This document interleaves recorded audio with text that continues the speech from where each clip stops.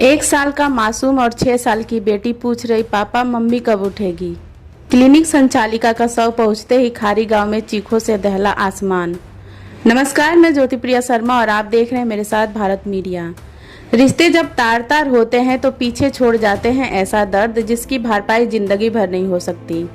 बलिया के नगरा थाना क्षेत्र का खारी गांव आज एक ऐसे ही कलेजा चीर देने वाले सन्नाटे और चीखों से गूंज उठा जब पोस्टमार्टम के बाद क्लिनिक संचालिका कंचन देवी का शव उनके आंगन में पहुंचा तो परिजनों के करुण क्रंदन से पूरा गांव दहल गया। हर किसी की आंखें नम थी और माहौल इतना गमगीन कि पथराए दिल भी पिघल जाए।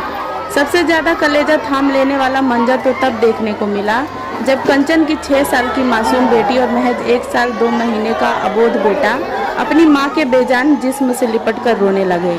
मासूमों को तो यह भी नहीं पता कि जिस मां की गोद में वे कल खेलते थे अब वो कभी लौटकर वापस नहीं आएगी। मासूमों के बिलखने की आवाज सुनकर वहां मौजूद हर शख्स की रूह कांप उठी।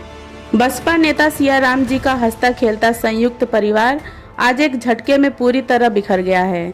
एक तरफ मां का साया उठ जाने से बिलखते मासूम बच्चे हैं तो दूसरी तरफ आरोपी भतीजे ओमकारेश्वर उर्फ बिट्टू की लकवाग्रस्त मां जिनका रो रो कर बुरा हाल है।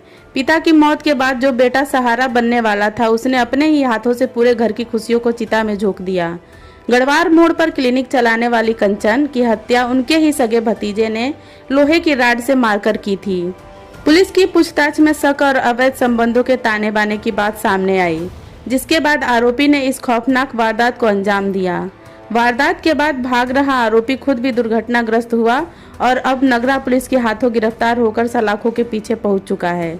कानून तो अपनी कार्रवाई करेगा और आरोपी को सजा भी मिलेगी, लेकिन उन मासूम बच्चों के उस सवाल का जवाब किसके पास है जो आज भी अपनी मां के आंचल की छांव तलाश रहे हैं। धन्यवाद। आप देखते रहें भारत मीडिया।